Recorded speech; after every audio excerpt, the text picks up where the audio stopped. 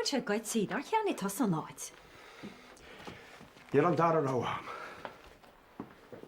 Céir tá geistead lei sin?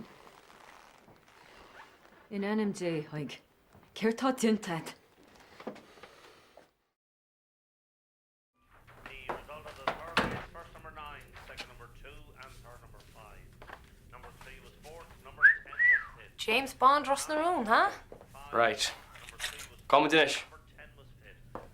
Well, tá mis an seo gobod agus tá sa dhealach tín handball. Ach, kif fi dar in the hostel.